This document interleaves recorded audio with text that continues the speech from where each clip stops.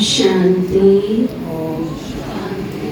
और प्यार से बोलेंगे ओम शांति।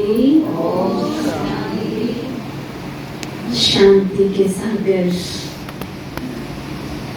शिव पिता की प्यारी प्यारी शांति स्वरूपा आत्माओं, बहनों, भाइयों, वर्तमान समय की आवश्यकता है मनुष्य को सुख शांति में जीवन जीने की। हर एक मनुष्य मात्र, मानव मात्र प्राणी अपने जीवन के अंदर खुशी, शांति, स्नेह, भ्रातृत्व भावना, सहयोग की भावना, इन सब चीजों को जोड़ रहा है। तो ये सब चीजें कहाँ मिलेंगी? आज तक संसार में साइंस ने बहुत खोज की है, बहुत सारी चीजों की इन्वेंशन की है, लेकिन ऐसी कोई दुकान ईस्ट और वेस्ट,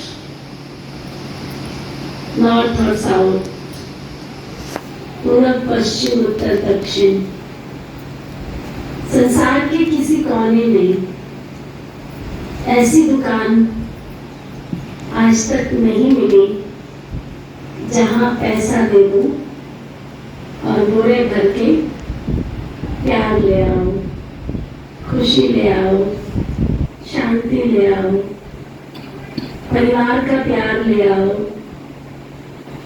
ऐसी कोई दुकान मिली है? आपकी कल्याणा में है तो फिर हम एड्रेस में डाल देते हैं। है ऐसी दुकान? नहीं ना?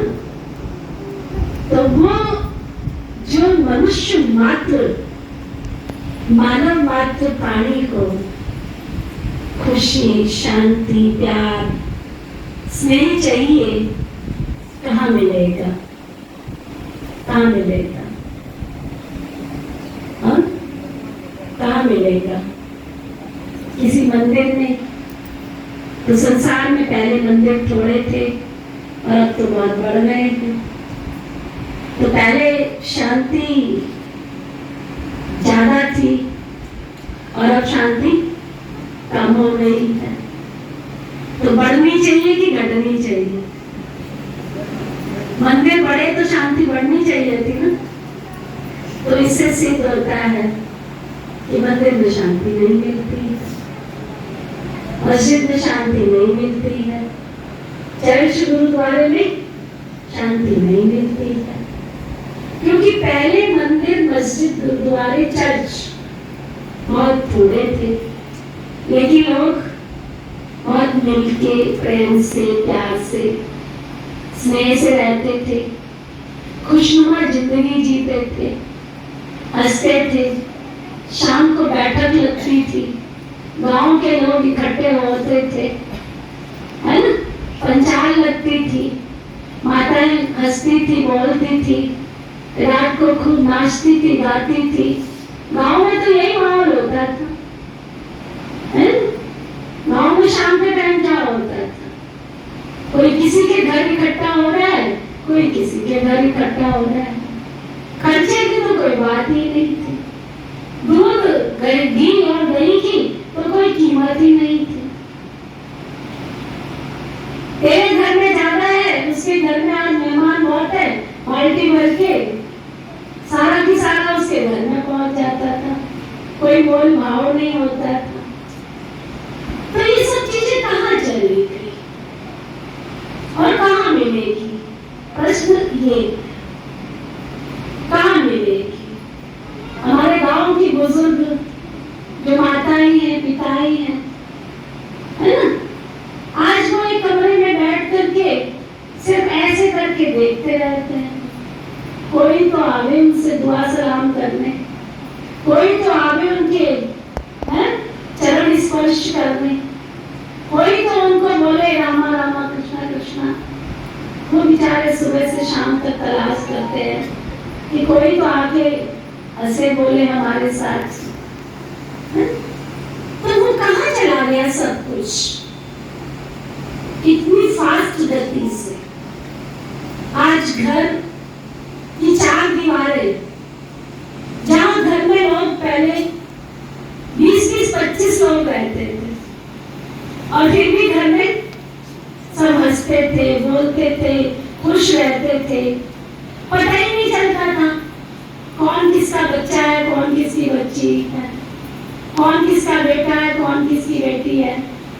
किसी से भी जाके पूछो तुम कितने बहन भाई हो, तो पूरी लिस्ट बताते थे हम 25 बहन भाई हैं। तुम 25 बहन भाई हो? हाँ 25 बहन भाई।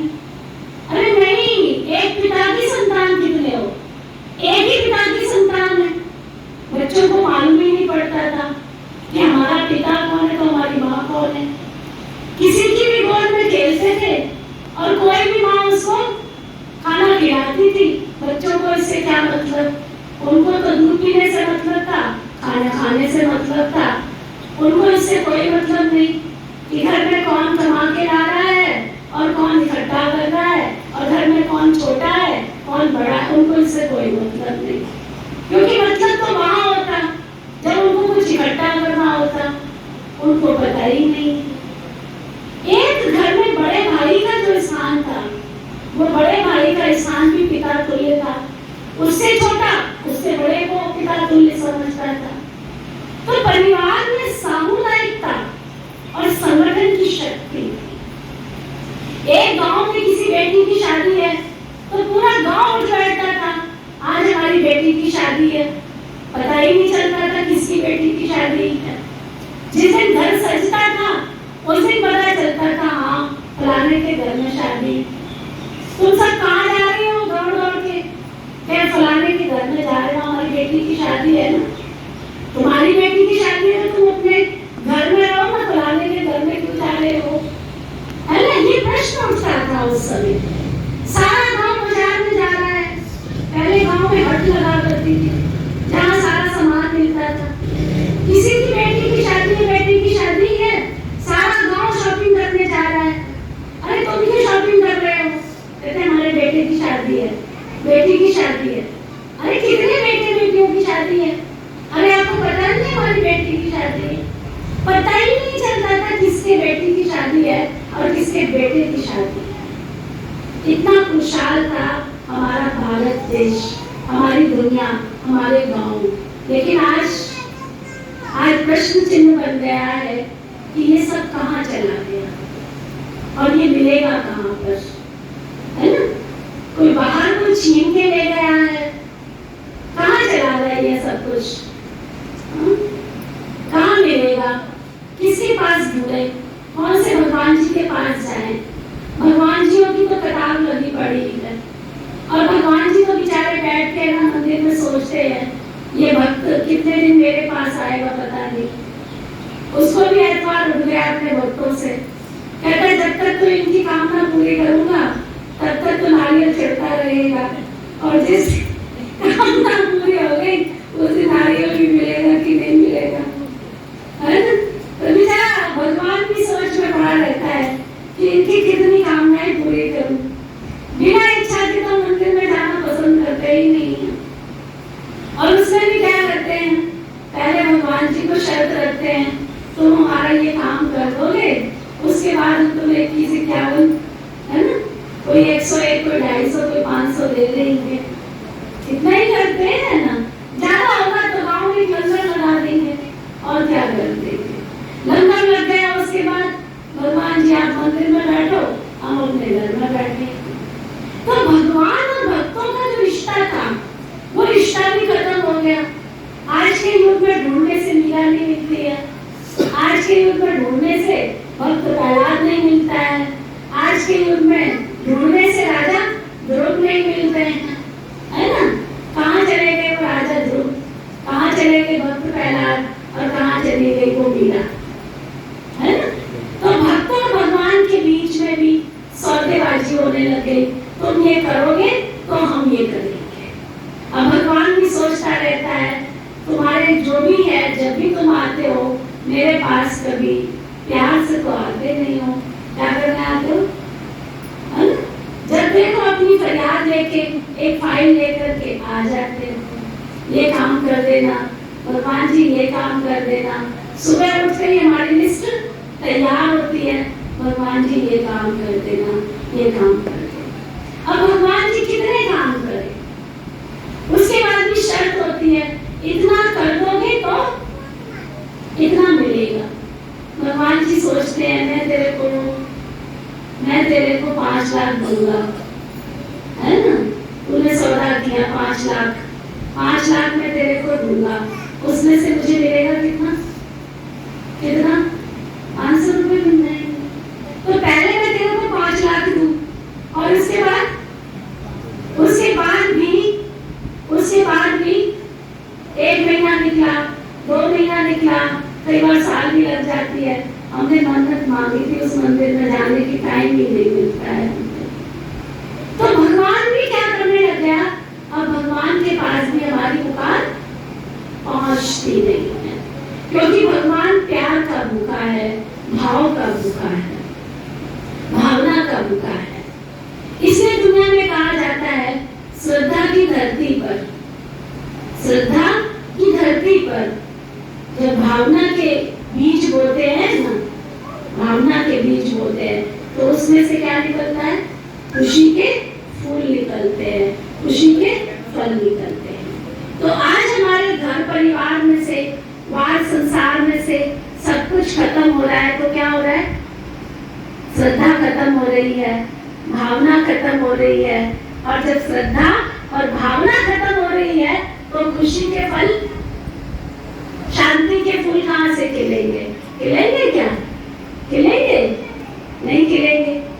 और एक सबसे बड़ा हमारे परिवारों के अंदर एक ट्रेंड आ गया, एक प्रचलन शुरू हो गया है। हमने बच्चे को ना बहुत अच्छे स्कूल में पढ़ाना है।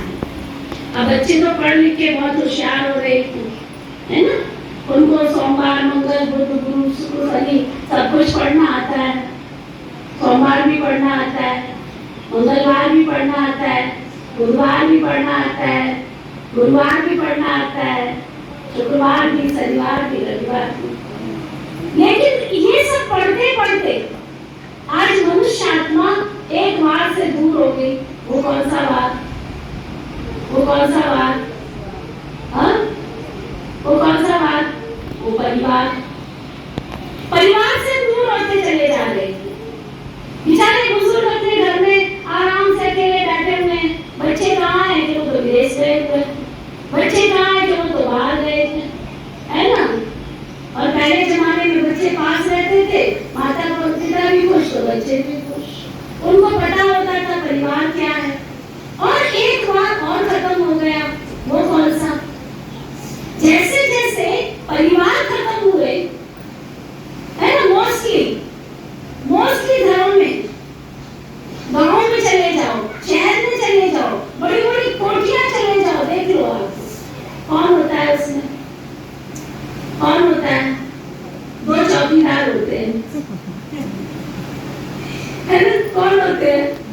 2 चौकीदार होते हैं उस घर की रखवाली के। अरे भाई, तुम कोई चौकीदार हो? तुमने इतना बड़ा घर बनाया, है ना? इतनी संपत्ति तुमने कमाई, इतना सब कुछ तुमने इकट्ठा किया खुशी मौज मनाने के लिए कि इसको देखते रहने के लिए। सारा समय घर को साफ कर रहे, मन मंदिर को साफ करने का समय ही नहीं है ना? बाहर जा नहीं सकते क्योंकि जैसे ही बाहर जाएंगे चोर आ जाएंगे लूटने के लिए, घर खाली नहीं छोड़ सकते। तो जैसे जैसे हमारे समाज में से परिवार खत्म हुए, परिवार के साथ क्या खत्म हुआ? व्यवहार खत्म हो गए। व्यवहार, कौन बड़ा और कौन छोटा, है ना? बच्चों को पता ही नहीं है माता पिता की इज्जत कैसे करनी है, अब सिखानी पड़ रही है। और पहले जमाने में सिखानी पड़ते थे क्या? हाँ, सिखानी पड़ते थे क्या? उनको पढ़ाना पड़ता था, ये तुम्हारे माता पिता है, तरीके से बात करो, नमस्ते करो, अभी आपको बच्चों को सिखाना पड़ता है ना? तो हमारी संस्कृति कहाँ चली गई, हमारे संस्कार कहाँ चले गए? तो परमपिता परमात्मा, जो परमपिता परमात्मा है, सृष्टि का रचयिता है, जो हम सभी आत्माओं का पिता है, उस पिता को हमने बचपन से प्रेयर में गाया। क्या गाया? त्वमेव माता च पिता त्वमेव बंधुश्च सखा। तुम ही माता हो, तुम ही पिता हो, तुम ही बंधु हो, तुम ही सखा हो। गाया कि नहीं गाया? स्कूल में यही प्रेयर गाते थे, तो माता पिता हम बालक तेरे, तेरी कृपा से सुंदर ले। तो वो हमारा माता भी है, पिता भी है, बंधु भी है, सखा भी है, दोस्त भी है, सब कुछ है वो हमारा, ऑल इन ऑल, सर्वे सर्वा, है ना? एक माता पिता को पता है कि मेरे बच्चों को क्या चाहिए। भगवान को नहीं पता, भगवान को नहीं पता कि आपको क्या चाहिए अगर आप उसके बच्चे हो। एक भाई को भाई का पता है कि मेरे भाई को क्या चाहिए। भगवान को अगर भाई बनाते हो तो उसको भाई का संबंध निभाना नहीं आता। अगर वो तुम्हारा दोस्त है तो खुदा दोस्त की बहुत सारी कहानियां हैं। जब भी जरूरत पड़ी, खुदा से ज्यादा बढ़ के संसार में कोई दोस्त ना पैदा हुआ है ना होगा। तो भगवान के साथ हमने कौन सा संबंध जोड़ा? जैसे अभी कूलर चल रहा है, पंखा चल रहा है, अगर लाइट इसमें से चली जाए तो क्या होगा? आए गर्मी, आए गर्मी, आए। क्यों करना शुरू किया? लाइट चली गई। हम और आपके जीवन में भी क्या हो गया? परमपिता परमात्मा जो लाइट है, point of light, God Shiva, परमपिता परमात्मा जो परम ज्योति है, वो परम ज्योति का स्थान हमने कट कर दिया। अब हमको क्या करना पड़ रहा है? हाय तौबा, हाय तौबा, हाय दुखी। हम दुखी हो रहे हैं, शांत हो रहे हैं, परेशान हो रहे। क्यों? क्योंकि हमारी जिंदगी में से कौन निकल गया? भगवान निकल गया। तो परमपिता परमात्मा इस सृष्टि पर आकर के हमें जो है, जैसा है वैसा वो आकर के परिचय देते हैं कि हे मानव आत्माएं, अपने आप को जान जाओ। तुम कौन हो? तुम जो हो तुम वो नहीं हो। तुम जो देख रहे हो वो भी नहीं देखो। तुम कौन हो? तुम शरीर नहीं हो। तुम शरीर से न्यारी एक चेतन सशक्त शक्तिशाली पॉइंट ऑफ लाइट, ज्योति बिंदु आत्मा हो। तुम कौन हो? तुम इस संसार जगत में केवल मात्र भगवान की कठपुतलियां हो। भगवान ने इस संसार में, इस रंगमंच में हमें पार्ट बजाने के लिए भेजा है। ना ये दुनिया मेरी है, ना दुनिया तेरी है। ये दुनिया तो जो कहता है मेरी है वो हाथ उठाओ। ये घर मेरा है वो हाथ उठाओ। जिस घर में आप बैठे हो, ये घर जैशी भाई का है, कह सकते हैं ये मेरा है? कह सकते हैं? कह सकते हैं? कल जब ये नहीं थे तब किसी और का था, उससे पहले किसी और का था, उससे पहले किसी और का था। कहते हैं एक बार एक राजा बहुत धर्मात्मा व्यक्तियों का आदर करता था, सम्मान करता था। एक दिन उसके राजमहल में महात्मा जी पहुंचे। महात्मा जी जब दरवाजे पर पहुंचे तो उनके द्वारपाल खड़े हुए थे। द्वारपालों ने उनको रोका, कहा कि महात्मा आप बिना राजन की आज्ञा के नहीं जा सकते। तो महात्मा जी ने कहा कौन सा राजा? कौन सा राजा? किसका राजा? कौन सा राजा? किसका राजा? बोला आप नहीं जानते हमारे राजा को? वो तो बहुत धर्मात्माओं का मान करते हैं, सम्मान करते हैं, वो बहुत दान करते हैं, पुण्य करते हैं। ये उनका महल है। बोला कल जब मैं आया करता था तब तो किसी और राजा का था, उससे पहले भी मैं आता था, उससे पहले भी किसी और आ जाता था, है ना। कहते आप ऐसे नहीं जा सकते। आपके अंदर से आवाज आई कि कौन है द्वार पर, उसको आने दो। महात्मा जी अंदर थे और महात्मा जी ने बड़े प्यार से वहां पर बैठे राजा ने बिठाया। तो राजा ने कहा, महात्मा आपको कोई कष्ट हुआ है क्या आने में? बोला नहीं, मुझे कोई कष्ट नहीं हुआ। बोला मैं आपकी क्या अवगत करूं? तो राजा ने महात्मा जी को पूछा। महात्मा जी ने कहा कि इस संसार में कौन किसकी अवगत कर सकता है? बोला आपको मालूम नहीं है कि मैं इस राजमहल का राजा हूँ? राजा ने भी बड़ी प्रश्न कर दिया। महात्मा जी ने कहा कौन सा राजा? कल जब मैं आया करता था तो यहाँ कोई दूसरा राजा होता था, और उससे पहले जब आता था ना तो कोई और दूसरा राजा होता था। ये राजन, आज मैं आपसे मिल रहा हूँ, कल जब मैं आऊंगा जरूरी नहीं है कि आप यहाँ पर हो, कल ये किसी और का होगा। तो इस संसार में हम आए भी अकेले हैं और जाना भी हमको अकेले। हम सब ये भूल गए, हम सब ये भूल गए हैं। ये घर मेरा है, ये धरती मेरी है, ये जमीन मेरी है, ये मकान मेरा है, ये दुकान मेरी है, ये संपत्ति मेरी है ना। मेरा मेरा करते करते क्या हो गया? तब कहा ये घर न तेरा है न मेरा है, ये दुनिया तो बोले तो से रैन बसेरा है ना। हम और आज जब तक यहाँ बैठे हैं तब तक इसका सुख भोग लो, आंख बंद हुई तो आ जाएगा सुख भोग, देर नहीं लगेगी इसको गिरने। तब किसी ने बोला चला चली का मेला है ये तो, चला चली का मेला है, कोई आ रहा है कोई जा रहा है ना। तो इस संसार जगत में हम मानव मात्र प्राणी उस अपने पिता परमात्मा को भूल गए, तब परमात्मा को इस सृष्टि पर आना पड़ा। अब वो आकर के हमें पहचान दे रहे, क्या पहचान दे रहे कि ये मानव आत्माओं, तुम जो सोच रहे हो तुम नहीं हो, है ना। कहते हैं कि एक बार एक जंगल में, है? एक जंगल में एक भेड़िया रहता था, भेड़िया। उस भेड़िए के क्या हुआ, तो भेड़िए का बच्चा होता है ना, तो उस जंगल में क्या हुआ कि जो भेड़िया का बच्चा था ना, वो भेड़िए के बच्चे को,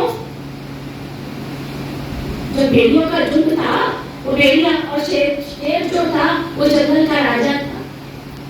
तो जो शाम का समय होता है ना, तो जंगल का जो राजा था ना शेर और शेरनी का जोड़ा, वो जंगल में जो रहते थे, वो शाम के समय कहीं पर चले गए अपने शिकार करने।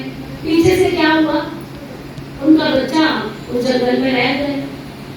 पीछे से जो भेड़ियों का झुंड आया, उन्होंने क्या किया, वो बच्चा रो रहा था, उसको क्या पता, बच्चे को पता होता है क्या मेरी माँ कौन सी होती है? बच्चे को पता होता है, चाहे बंदर का हो, चाहे मोर का हो, चाहे शेर का हो, चाहे भेड़ का हो, बच्चे को तो पहचान नहीं होती है ना। तो भेड़ों का झुंड जो था ना, वो भेड़ों का झुंड उस बच्चे को उठा करके ले गया माँ की ममता। अब उस शेरों का बच्चा क्या हो गया, शेर का बच्चा क्या हो गया, भेड़ों के झुंड में रहते हुए कैसा बन गया, भेड़ जैसा। भेड़ जैसा बोलता था, भेड़ जैसा खाता था, भेड़ जैसा चलता था, भेड़ जैसा सब कुछ, भेड़ जैसा करता। लेकिन था वो कौन, था वो कौन, शेर का बच्चा। एक दिन क्या हुआ, अब तो बड़ा हो गया था ना, धीरे धीरे धीरे धीरे। एक दिन क्या हुआ कि दूर पहाड़ी पर एक शेर बैठा हुआ गरज रहा था, शेर की आवाज में। उस बच्चे को अंदर में पता नहीं क्या आया कि ये तो मेरी क्या, ये तो मेरी जानी पहचानी आवाज है। और उसने कोशिश की, तो उसकी जो ओरिजिनल आवाज थी वो कौन सी थी, भेड़ की आवाज तो नहीं थी उसकी, वो तो भेड़ों के संग में रह के भड़ों से आवाज निकालता था, है ना। तो उसने जाके जोर से पहाड़ी पर जोर से गरजना शुरू किया शेर की आवाज में। तो आसपास की जितनी भेड़ें थी वो क्या हुई, वो भेड़ें क्या हुई, हाँ इमेजिन करो, बोलो, बोलते नहीं हो, जोर से बोलो, जोर से बोलो, क्या हुई, आपकी तरह चुप होकर बैठ गई, हाँ अबेड़ो, अबेड़ो, हाँ चुप होकर बैठ गई क्या, सब भाग गई। अब वो अकेला पड़ गया, सब भाग गई, जिन्होंने उसको पाला था वो भी भाग गई, अब वो अकेला पड़ गया। चिल्लाते चिल्लाते गरजते गरजते दूर जाके वहां पहाड़ी पर बैठ गया, गरजने लग गया। तो पास में जो बूढ़ा शेर बैठा था ना, जवान बच्चे की आवाज सुनते तो क्या होगा, बूढ़ा भी कोई भाग गया। फिर वहां बैठ करके उसने बहुत अच्छी तरह से दोनों चारों तरफ देखा,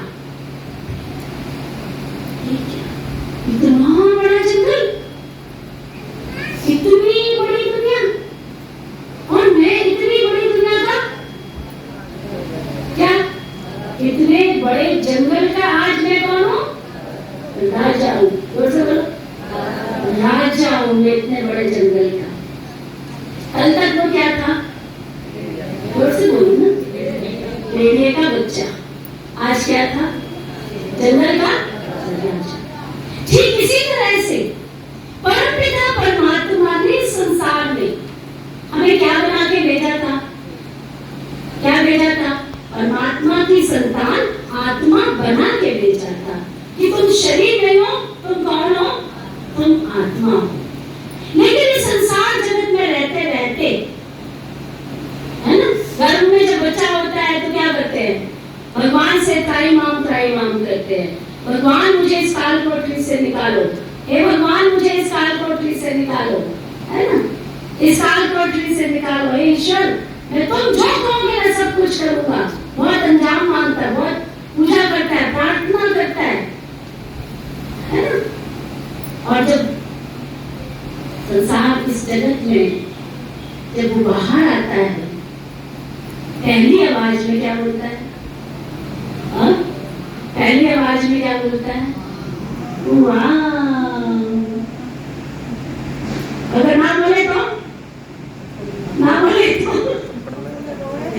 ना बोले तो एक पढ़ता है उसको,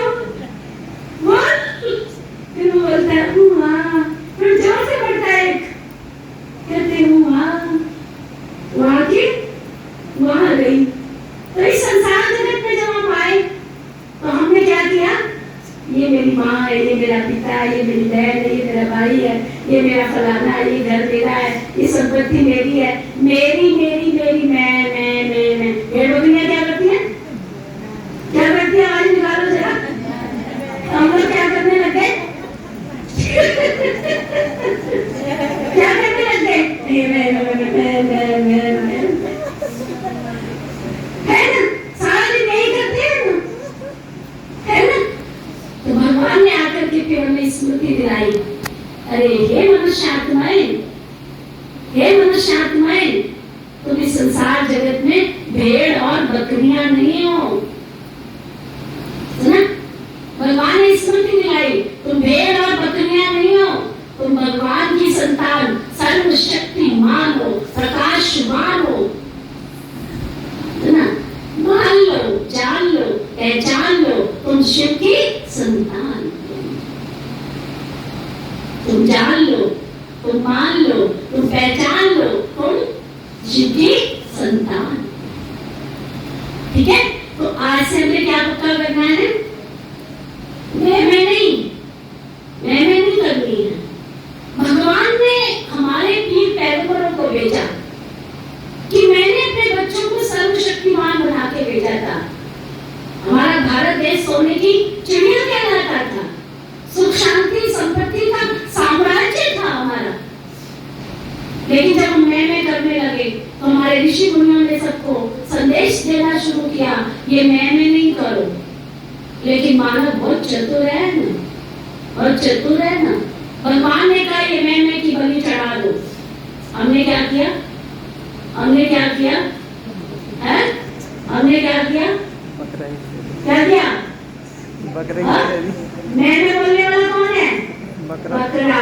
उसको ढूंढ के ले आए, चल भाई इसकी बलि चढ़ा। भगवान उस बलि से खुश नहीं होता। मैं की बलि, मैं आत्मा हूँ, मैं शांत स्वरूप आत्मा हूँ।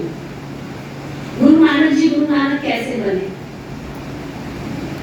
कहते हैं वो तराजू में तौल रहे थे, है ना?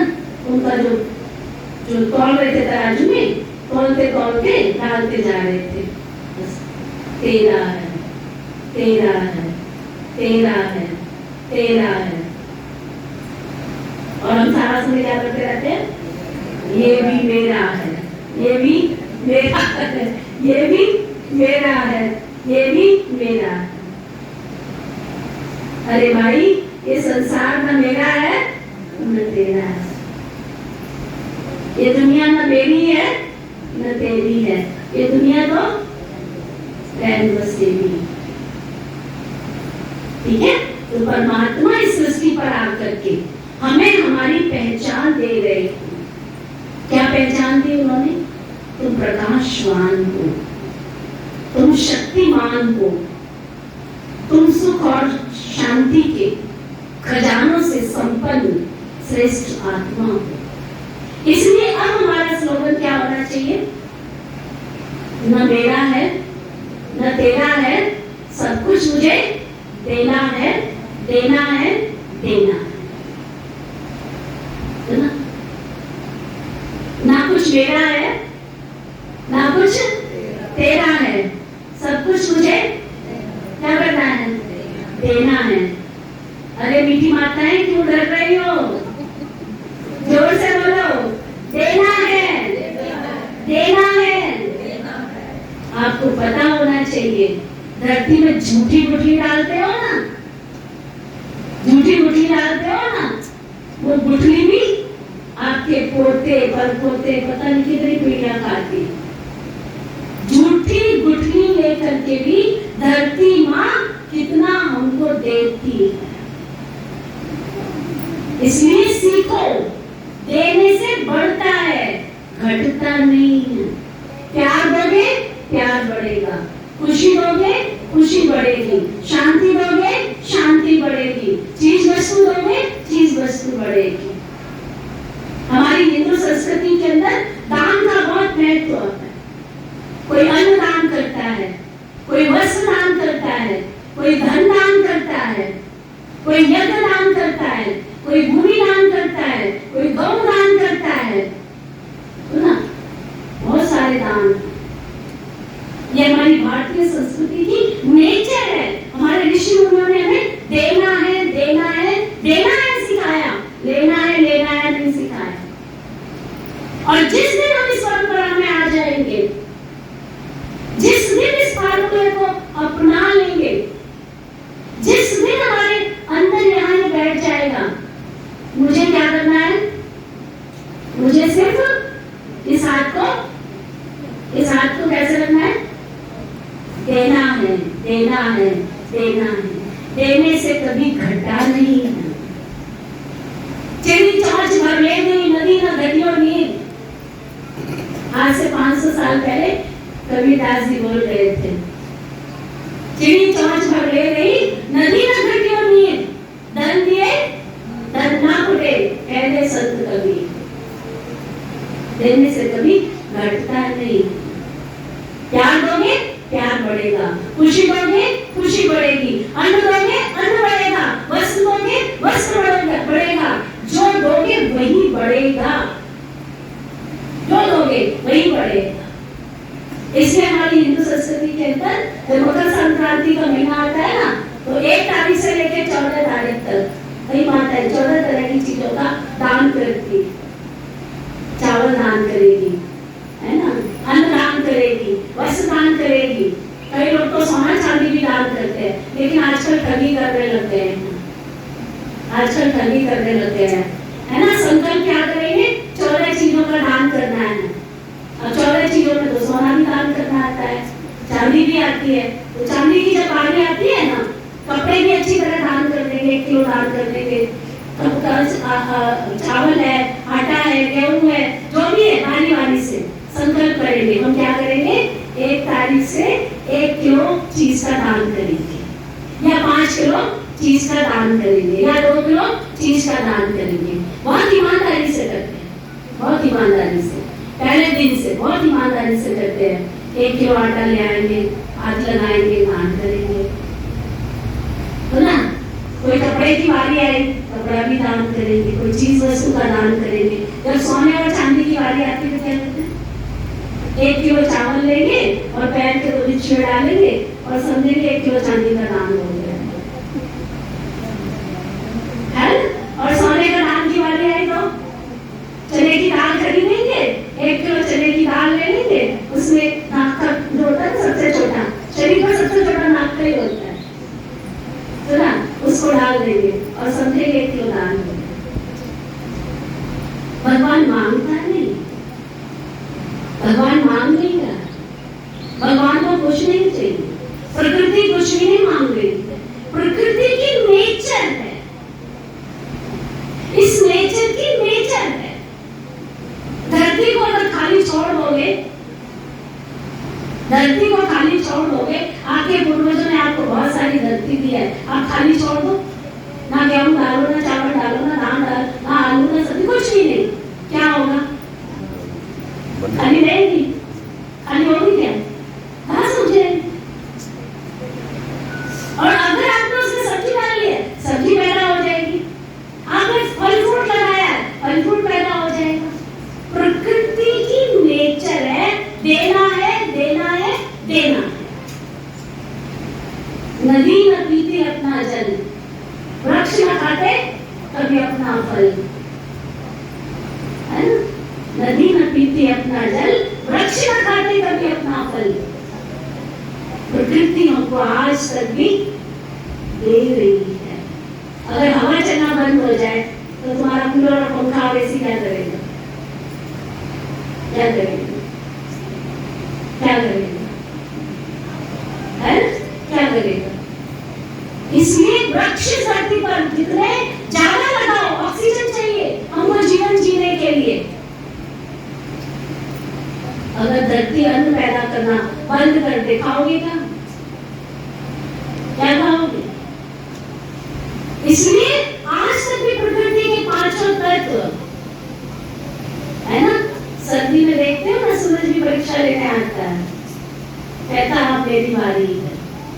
गर्मी में तुमने बहुत गालियां दी थी मुझे, हाय गर्मी, हाय गर्मी, हाय गर्मी, कहता आप बताता हूँ मेरी बारी आई।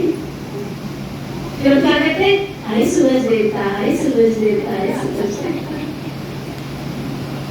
इसलिए भगवान इस संसार में कहता है समान बुद्धि से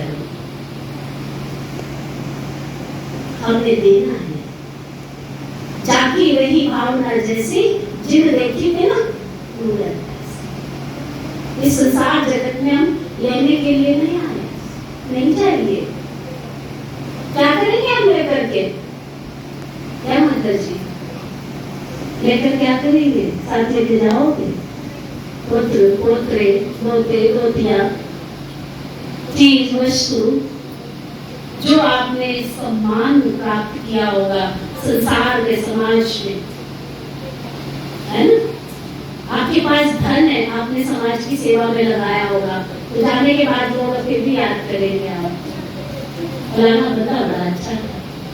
और कोई कितना भी करोड़पति हो, अरबपति हो, चला जाए कुछ भी नहीं करके गया, याद करेंगे उसको, हाँ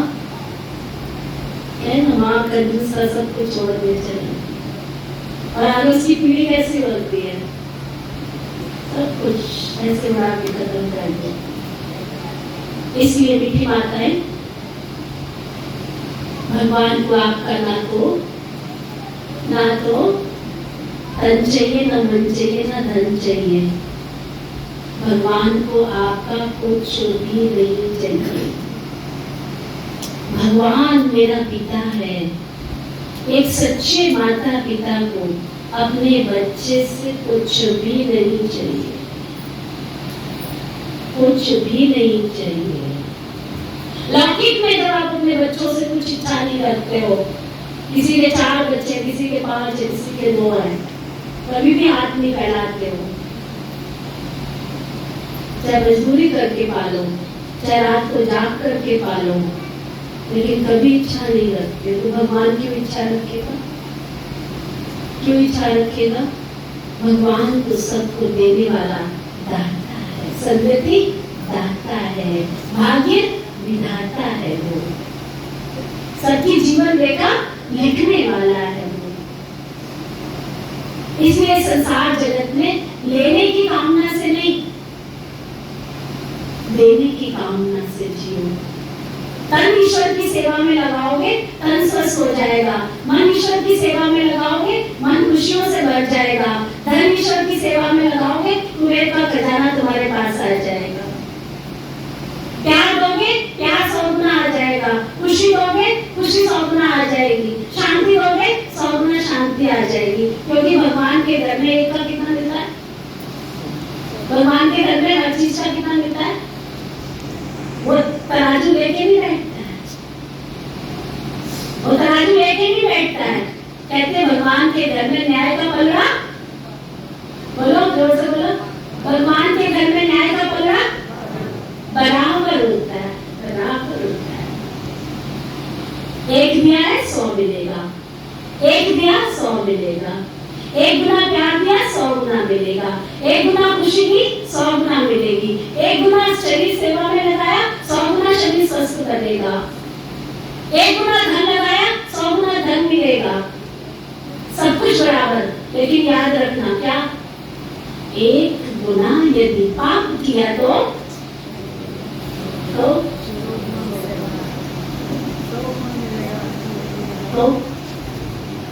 पाप भी 100 गुना मिलेगा। तो सारे दिन में पुण्य ज्यादा करते हो या पाप ज्यादा करते हो?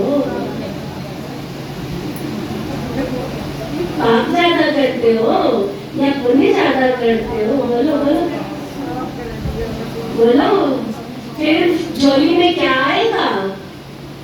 क्या आएगा? पाप की कमाई आएगी। और पाप की कमाई कहाँ जाएगी? कहाँ जाएगी? भगवान गंदी चीज को नहीं रखता अपने पास, अपने पास नहीं रखता। आपके पास ही रखने देगा वो? भगवान के बच्चे हो तो आपके पास भी नहीं रहने देता, है ना? आपके पास से भी, है ना?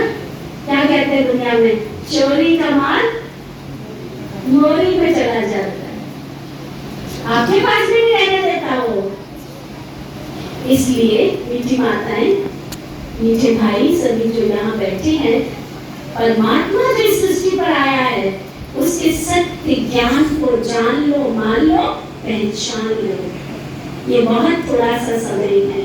इस थोड़े से समय में उस परम पिता परमात्मा से हमने सर्व गुण और सर्व शक्तियों को प्राप्त करके अपने जीवन को खुशनुमा बनाना है। अब इसीलिए होके बैठ जाइए, सब सीधे होके